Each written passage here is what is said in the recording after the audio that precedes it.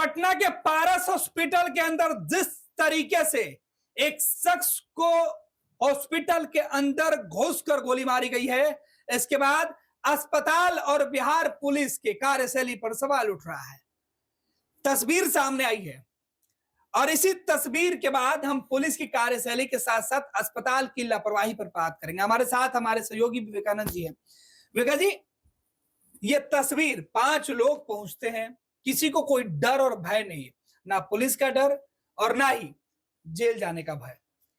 ये 5 की पहचान का खौफ नहीं कि भाई हमारी पहचान हो जाएगी। देखिए किस तरीके से यह हत्याकांड हुआ है। लेकिन सबसे बड़ा सवाल, इतने लोग हथियार लेकर अस्पताल कैसे पहुंच गए?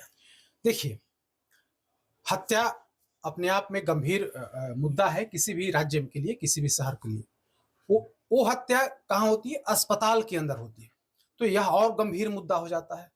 और उस मर्डर के बाद जो वीडियो सामने आता है, उसको देख करके तो समझिए कि आम लोग कितने भयाक्रांत हो जाएंगे, यह उस तस्वीर, उस वीडियो को देखने के बाद पता चलता है। जब हम लोग वो तस्वीर देख पा रहे हैं, जब हर दिन हम लोग इस तरह का वाकया या इस तरह की खबरें से रूबरू होते हैं, तब हम लोग इस तस्वीर को देख करके भयाक्रांत हो जा रहे हैं। तो वैसी स्थिति में जो आम आदमी है, वो जब यह वीडियो देखेगा या देख रहा होगा, तब उसके मन में किस तरह से भय का माहौल उसके अंदर पनपेगा। बड़ा सवाल यही है, पटना के अंदर वीआईपी इलाके में, बेली रोड के इलाके में, पुलिस मुख्यालय से महज 500-700 मीटर की दूरी पर पटना के सबसे बड़े और सबसे चर्चित अस्पताल के अंदर बेड, मतलब अस्पताल के अंदर जो वो शख्स बेड पर पड़ा होता है और वहां पर आराम से 5 अपराधी, 5 शूटर पहुंचते हैं। और उन शूटरों की तस्वीर देख करके तो हर कोई हतप्रभ है। आज अभी जब हम एक पुलिस अधिकारी से, एक बड़े पुलिस अधिकारी से बात कर रहे थे और उन्होंने जब वो वीडियो देखा तो वे भी चकित थे कि ऐसा भी हो सकता है। और यही तस्वीर है, आप देखिए, उस तस्वीर में 5 लोग दिख रहे हैं, जिसमें से एक नेतृत्व कर रहा है, दाढ़ी वाला शख्स जो आगे आगे चल रहा है, यही उस टीम का नेतृत्व कर रहा है। और देखिए कैसे पिस्टल निकालता है। सबसे पहले यही चेक वाला शर्ट वाला जो दाढ़ी रखे हुए है, जो सबसे आगे आगे चल रहा है, यही पिस्टल निकाल करके और उस 209 नंबर कमरे में जहां पर उस अपराधी उसका इलाज हो रहा था, उसके अंदर पहुंचता है। और फिर से एक एक करके सभी अपराधी कमर से पिस्टल निकालते हैं और पिस्टल निकाल करके उस कमरे में घुसते हैं और ताबड़तोड़ उस पर फायरिंग करते हैं। उसकी वहां पर हत्या हो जाती है, उसकी मौत हो जाती है। 4 लोग आनन फानन, जो 4 अपराधी होते हैं, वे आनन फानन में भागते हैं। वो तस्वीर में हम आपको दिखाएंगे कि किस तरह से 4 अपराधी पहले भागते हैं और 5वां जो उस टीम का नेतृत्व कर रहा होता है, वो सबसे पीछे, यानी कि वो पूरी तरीके से हिला डुला करके संभवतः देख लिया होगा कि अब यह जिंदा नहीं है। उसके बाद वहां से वो निकलता है, दाढ़ी वाला शख्स। देखिए, पहला निकला हाथ में पिस्टल, कमर में अब खोसने जा रहा है। दूसरा भी हाथ में पिस्टल लिए हुए है। तीसरा निकला और इस तरह से फिर देखिए चौथा निकला, हाथ में, सभी के हाथ में पिस्टल है और तेजी से चारों भाग रहे हैं। और 5वां जो है, कुछ सेकंड के बाद 5वां जो उस टीम का नेतृत्व कर रहा होता है, हालांकि नाम अभी तक क्लियर नहीं हुआ है, लेकिन देखिए 5वां भी निकल गया। उस गेट से निकलता है, आराम से जाता है, आराम से दूसरे रूम से लोग, उनके परिजन है, देख रहे हैं। और ये आराम से जूता पहने हुए है, जींस पहने हुए है और व्हाइट और ब्लैक कलर का जो शर्ट है, चेक वाला शर्ट, वो पहने हुए आराम से जा रहा है।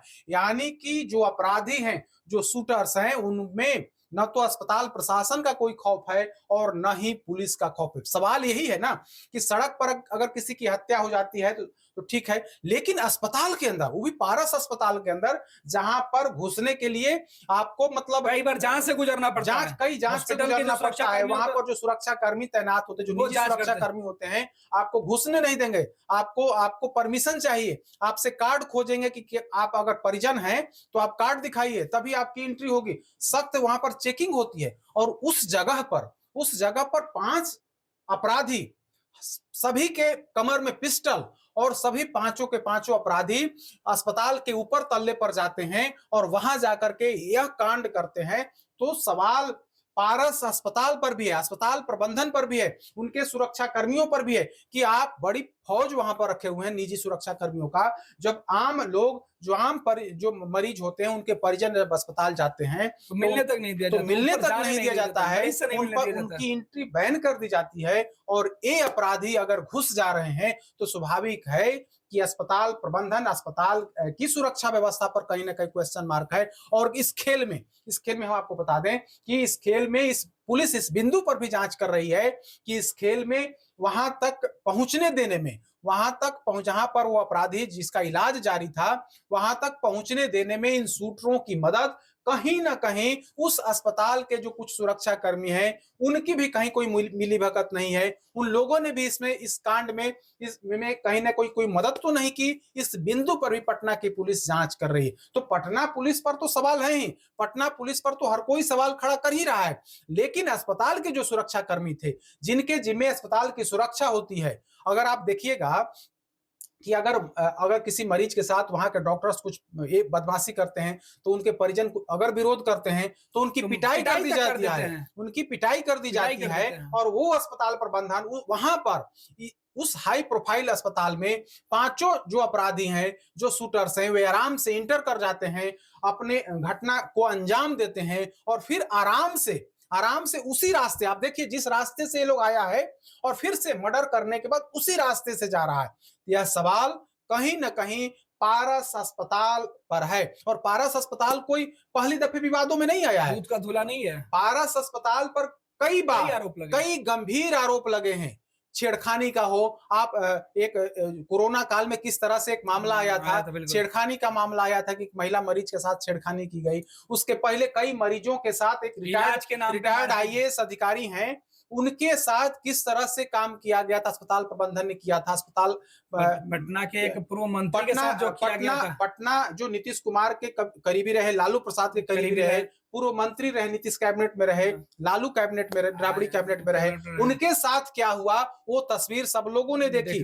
विजय प्रकाश जो रिटायर्ड आईएएस अधिकारी हैं, उनके साथ वहां पर क्या हुआ यह सब लोगों ने, उन्होंने फेसबुक पर लिखा था कि हमारे साथ उस अस्पताल प्रबंधन ने क्या किया।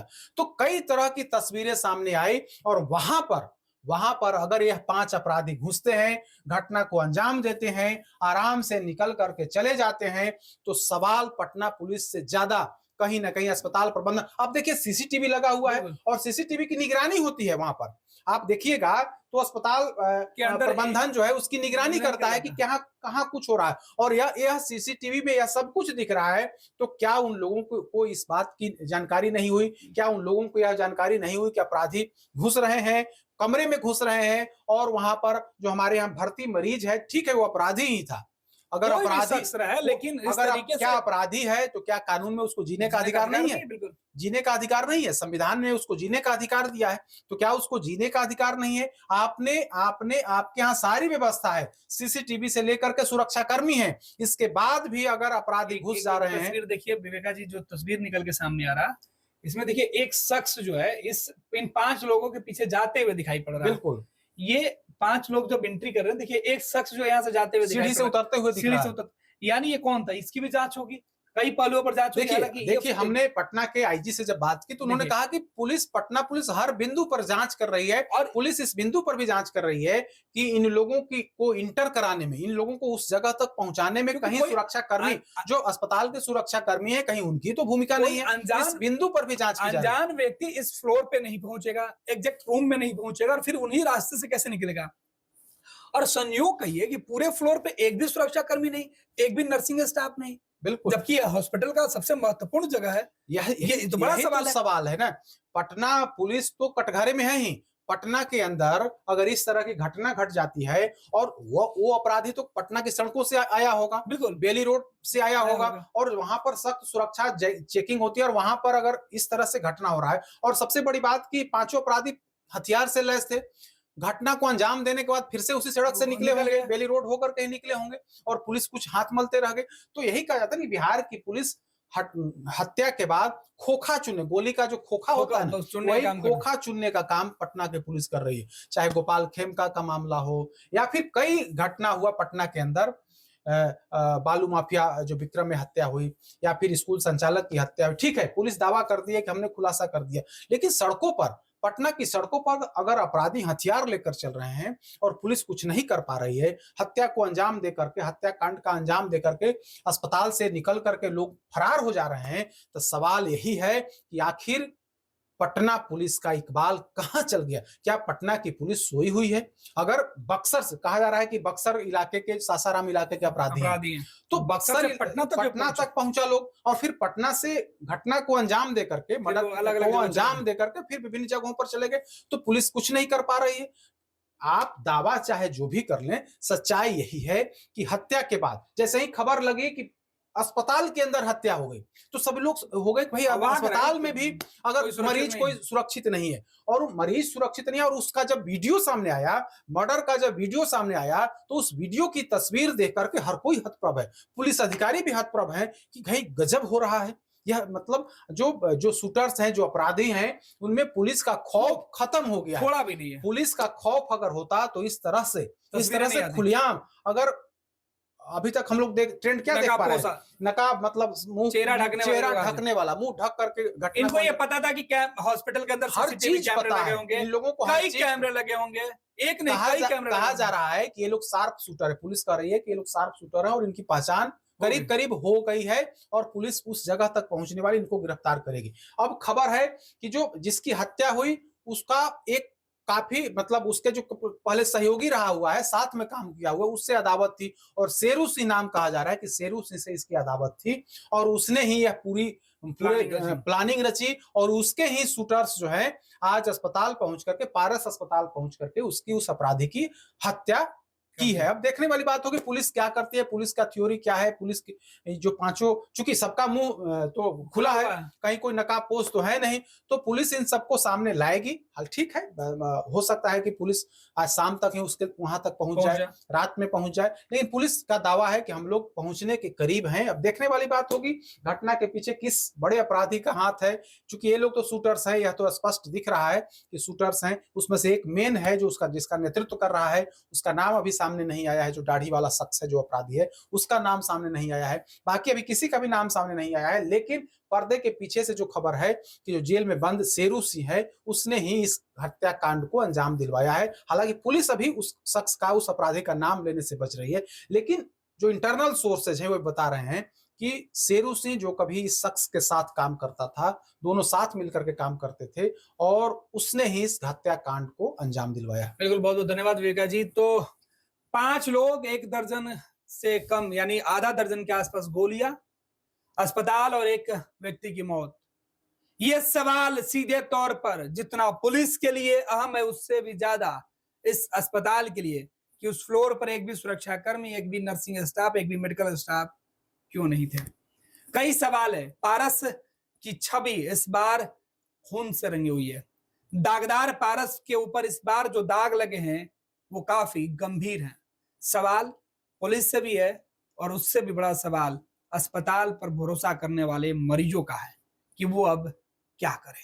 गोल, जहां 27 वर्षों के सफर में 17,000 से भी अधिक छात्रों ने डॉक्टर एवं इंजीनियर बनकर भरे सफलता की ऊंची उड़ान, जहां साधारण छात्र भी बिहार टॉपर्स बनकर बना रहे इतिहास। दूरदर्शी शिक्षाविद श्री बिपिन सिंह के मार्गदर्शन में मेडिकल एवं इंजीनियरिंग के लाखों छात्रों के लिए आशा की किरण के रूप में गोल, द रिजल्ट फैक्ट्री।